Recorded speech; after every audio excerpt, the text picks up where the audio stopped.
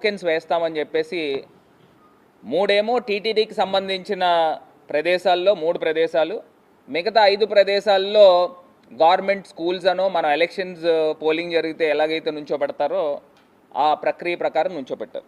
ఇక్కడ ప్రధానంగా పద్మావతి పార్క్లో ప్రజలందరినీ కూడా భక్తులు వివిధ ప్రాంతాల నుంచి వచ్చారు. వాళ్ళందరినీ కూడా తీసుకుని వెళ్ళి పద్మావతి పార్క్, అక్కడేమో బైరాగి పట్టడి అని ఒక ప్లేస్ ఉంది, అందులో టోకెన్స్ ఇష్యూ చేసే కార్యక్రమం. ఈ పద్మావతి పార్క్లో ఉదయం 8 గంటల దగ్గర నుంచి ప్రజలందరినీ కూడా దాని లోపల వేసేసి ఆ పద్మావతి పార్క్ గేట్ తాళాలు వేస్తారంట. ఎంత ఆశ్చర్యకరం అంటే, పోనీ తాళాలు వేసిన వాళ్ళు ఆ లోపల సౌకర్యాలు ఏమన్నా కల్పించారని అంటే అది లేదు. మంచినీళ్ళు లేవు, భోజనాలు లేవు, లేకపోతే చిన్నపిల్లలు ఉంటారు, వాళ్ళ పరిస్థితి ఏంటి? ఇది చలికాలము. ఆ చలికాలంలో వాళ్ళని పొద్దున్నుంచి రాత్రి దాకా పెట్టి ఆ మరుసటి రోజు ఉదయము తెల్లవారుజామున 5ంటికి టోకెన్లు జారీ చేసే కార్యక్రమం అండి. అసలు ఇది ఎక్కడ అన్యాయం అని అడుగుతా ఉన్నా. ఏదో సెల్లో వేసేస్తారు కదా, జంతువులను అన్నిటిని పట్టుకుని సెల్లో వేసేస్తారు కదా, ఆ రకంగా ఈ కుక్కలు రోడ్డు పైన తీసుకుని అన్నీ కూడా తీసుకెళ్ళి ఒక దాంట్లో వేసి తాళాలు వేసేస్తారు కదా, ఆ రకమైన పరిస్థితి కనబడుతూ ఉంది. అసలు నాకు ఒకటి అర్థం కాని అంశం ఏంటంటే, మరి చిన్నపిల్లలు ఉంటారు, మరి పండు ముసలివారు ఉంటారు, వీళ్ళందరి పరిస్థితి ఏంటండి? మీరా కాఫీలు కానీ లేకపోతే భోజనాలు కానీ ఏ రకమైన సప్లై లేకోకుండా అందులో పెట్టాల్సిన అవసరం ఏంటి? ఇప్పుడు అక్కడ ఉన్న ప్రజలు కూడా నాకు తెలిసి 4-5 వేల మంది 5,000 మంది ఉన్నారనేది మా తాలూకా ఇన్ఫర్మేషన్. వచ్చిన తర్వాత మీరు ఆ మాత్రము క్రౌడ్ మేనేజ్మెంట్ చేయలేని పరిస్థితులు కనబడతా ఉన్నాయని అడుగుతున్నా. ఒక పక్కనేమో నిన్న చంద్రబాబు నాయుడు గారు రివ్యూ తీసుకుంటే ఆ రివ్యూలోనే టీటీడీ చైర్మన్, అదేవిధంగా ఆయన ఈఓ గారు, వాళ్ళిద్దరూ కూడా ఒకళ్ళ మీద ఒకళ్ళు నిందలు వేసుకుంటున్నారు. ఒకరికొకళ్ళు పడట్లేదు, సమన్వయ లోపం ఉందని చంద్రబాబు నాయుడు గారికి తెలుసు. అసలు అక్కడ ఆ రకమైన కార్యక్రమం చేస్తూ నాకు ఒకటి అర్థం కాని అంశం ఏంటంటే, అసలు దేవస్థానమా లేకపోతే రాజకీయ పార్టీ కార్యాలయమా? అసలు అక్కడ ఆ రకమైన ఆ ప్రక్రియ ఏంటండి? నాకు అర్థం కాల. అంటే ఇంత దారుణంగా వ్యవహరిస్తూ మరి సుమారుగా 7 చనిపోయారు, ఇంతమంది ప్రజలు క్షతగాత్రుల కిందన ఉన్నారని అంటే ఎంత బాధాకరం అండి. నాకు ఒకటి తెలియని అంశం ఏంటంటే, చంద్రబాబు నాయుడు గారు 4 సార్లు ముఖ్యమంత్రి చేశారు కదా, ఇప్పటిదాకా ఒక 15 సార్లు వైకుంఠ ఏకాదశికి ఆయన ముఖ్యమంత్రి కింద ఉన్నాడు. క్రౌడ్ మేనేజ్మెంట్ చేయడం చేత కాదండి? క్రౌడ్ మేనేజ్మెంట్ చేయడం పని మనకు చేత అవ్వదా? ఇదే రాజమండ్రి పుష్కరాల్లో 29 మంది చనిపోయారు. ఎవరి గురించి చనిపోయారు? కేవలం చంద్రబాబు నాయుడు గారి పబ్లిసిటీ గురించి. అదే చంద్రబాబు నాయుడు గారు రాజకీయ సభల్లో మొన్నటికి మొన్న అది ఏం చేశారు? కందుకూరులో 3 చనిపోయారు, ఇంకొక చోట 8 మంది చనిపోయారు. చీరలు పంచుతున్నాము అని రాజకీయ మీటింగులకి రప్పించుకొని అక్కడ కూడా స్టాంపేడ్ జరిగిన కార్యక్రమం. మరి మొన్న తిరుపతిలో మరి 7 చనిపోయారు. దీనికి ఎవరు బాధ్యత వహిస్తారు? ఈయనేమో పవన్ కళ్యాణ్ గారు, డిప్యూటీ సీఎం గారేమో ఆయన క్షమాపణ చెప్తున్నాడు. ఆయన చెప్పి ఆయన డైరెక్ట్గా ఆయన తిరుమల తిరుపతి దేవస్థానం బోర్డు పైన డైరెక్ట్గా మీరందరూ చైర్మన్, ఈఓ, మీరందరూ కూడా వెంకయ్య చౌదరి అన్న ఆయన మీరందరూ క్షమాపణ చెప్పాలా అని ఆయన చెప్తున్నాడు. ఆయన చెప్తుంటే ఈ టీటీడీ చైర్మన్ గారు ఆయన ఏం చెప్తున్నారండి? నాయుడు గారు, బిఆర్ నాయుడు గారు ఏమంటున్నారు? ఎవడో క్షమాపణ చెప్పమంటే నేను చెప్పాలా? ఒకవేళ నేను క్షమాపణ చెప్తే చనిపోయిన వాళ్ళు తిరిగి వస్తారా? అసలు ఇదేం మాటలు నాకు అర్థం కావట్లా. అంటే ప్రాణానికి మీరు ఇచ్చే విలువ ఏంటనేది ఇక్కడ కనబడుతూ ఉంది. ఇందులో ఇంగ్లీష్లో ఒక సామెత ఉందండి, too many cooks spoil the బ్రాత్ అని. ఇంగ్లీష్లో సామెత, ఉత్తినే పెట్టలా.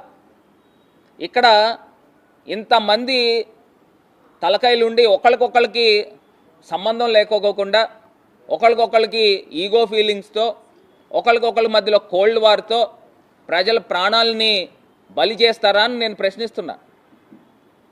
గతంలో ఎన్నడైనా ఈ పరిస్థితులు ఉన్నాయా? జగన్మోహన్ రెడ్డి గారు ముఖ్యమంత్రి కింద ఉన్నప్పుడు ఎప్పుడైనా ఈ పరిస్థితులు ఉన్నాయా? మీరు సుమారుగా 1,00,000 పైన 1,20,000 మందికి టోకెన్లు వేయాలని మీరు కార్యక్రమం చేసినప్పుడు మ్యాక్సిమం ఆన్లైన్లో చేయొచ్చు కదా. ఇదేమి ఆన్లైన్ ఈ మధ్యకాలంలో మామూలు కామన్ ప్రజలే ఫోన్పేలు చేస్తున్నారు, డైరెక్ట్గా క్యూఆర్ కోడ్ స్కాన్లు చేస్తున్నారు. ఎవరికైనా అర్థమవుతుంది. ఒకవేళ మీరు డైరెక్ట్గా సేల్ చేయాలి అని అనుకుంటే దానికి ఒక నిర్దిష్టమైన డైరెక్ట్గా మీరు టికెట్లు ఇవ్వాలి అని అనుకుంటే దానికి ఒక నిర్దిష్టమైన ప్రణాళిక ఉండాలి. ఎక్కడ కనబడతా ఉందని అడుగుతున్నా. నిజంగా చాలా బాధాకరం అండి, చాలా దురదృష్టకరము. దీన్ని ఈ బోర్డుని ఇప్పుడు నేను ఇవాళ మేము మా సూటి తాలూకా డిమాండ్ ఏంటంటే తిరుమల తిరుపతి దేవస్థానము బోర్డు వీళ్ళు బాధ్యత తీసుకుని వాళ్ళు ఇమీడియట్గా రాజీనామా చేయాలి. లేని పక్షంలో చంద్రబాబు నాయుడు గారు ముఖ్యమంత్రి కింద ఉన్నారు కదా, ఏదైతే ఈ ప్రభుత్వం ఉందో ఈ ప్రభుత్వం ఆ బోర్డుని సస్పెండ్ చేయాలి. ఇప్పుడు మీరు హై లెవెల్లో మీరు యాక్షన్ తీసుకోవాలి, కానీ ఒక డిఎస్పీని లేకపోతే అక్కడున్న ఒక కామన్ అధికారులపైన ఏదో సస్పెన్షన్ వేసేస్తే దానికి సరిపోతుందా అని నేను అడుగుతా ఉన్నా. ఇప్పుడు పోలీసుల్ని డిప్లాయ్ చేయాల్సిన బాధ్యత ఎవరిది? అక్కడ ఉన్న ఎస్పీది కాదా? కిందన తిరుపతిలో జరిగినప్పుడు టీటీడీ బోర్డు వాళ్ళు సమన్వయం చేసుకోవాలి కదా, ఎందుకు చేసుకోలేదు? మీరు ఉదయం దగ్గర నుంచి రాత్రి దాకా ప్రజల్ని అక్కడ పెట్టేస్తే, పార్కులు వేసి తాళాలు వేసేస్తే దానికి అర్థం ఏంటి అని అడుగుతున్నా. దీనికంటూ ఒక ప్రాపర్ ప్లానింగ్ ఉన్నదండి. కొన్ని లక్షల మంది ప్రజలు వస్తారు, మీరు ఎంతో గొప్పగా చెప్తున్నారు కదా, ఇన్ని వేల మంది 15,000 మంది పోలీసులను డిప్లాయ్ చేశామని. మరి అక్కడ తీసుకుని వచ్చి ప్రతి టోకెన్లు ఇచ్చే వైకుంఠ ఏకాదశి టోకెన్ల దగ్గర వేల సంఖ్యలో ప్రజలు జమ అవుతారని మీకు తెలుసు.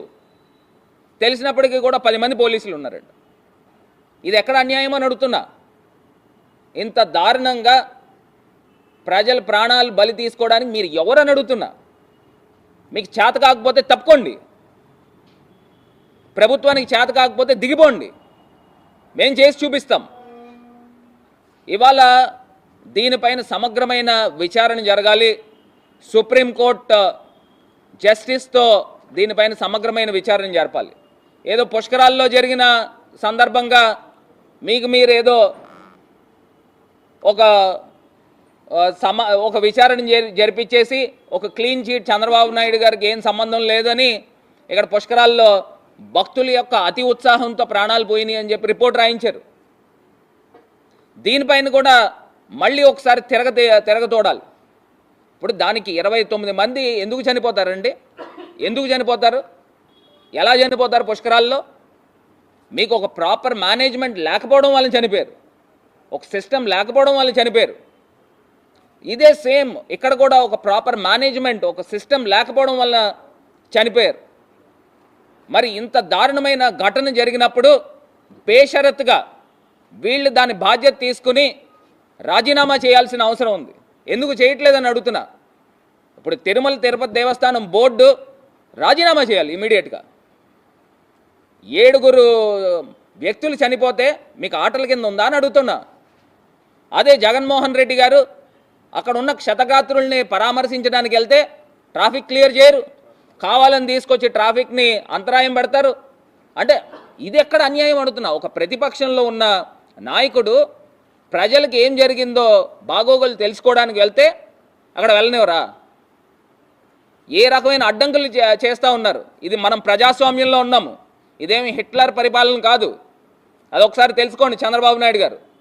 మీరు ప్రజల్ని మోసం చేసి మీరు ఇవాళ ఈ అధికార పీఠంలో కూర్చున్నారు. ప్రతి మహిళకి 18,000 ఇస్తాము, ప్రతి పిల్లలకి 15,000 ఇస్తామని మీరు రాష్ట్రంలో ఉన్న ప్రజలందరినీ మోసం చేసి ఇవాళ మీరు అధికారంలోకి వచ్చారు. అది మీ గొప్పతనం కాదు, అది మర్చిపోబాకండి. ఇవాళ ప్రజలకి ఇంత తీరని అన్యాయం చేస్తే ప్రజల పక్షాన్ని నుంచుని పోరాడతాము, ప్రజల పక్షాన్ని నుంచుని నిలదీస్తామనేది మర్చిపోబాకండి. ఇంత దారుణమైన ఘటన నిజంగా ఒక చీకటి రోజు కింద ప్రతి ఒక్కళ్ళు కూడా పరిగణించాలి. ఒక క్రౌడ్ మేనేజ్మెంట్ చేతకాని ఈ ప్రభుత్వం ఉంటే ఎంత, ఊడిపోతే ఎంత? పుష్కరాల్లో 29 మందిని చంపేశారు. నేను ఈ రకమైన స్టేట్మెంట్ కూడా నేను ఇస్తున్నాను. ఇక్కడ నిన్న తిరుపతిలో కూడా మీరు చేతులారా మీరు చేసిన అన్యాయానికి చనిపోయారు.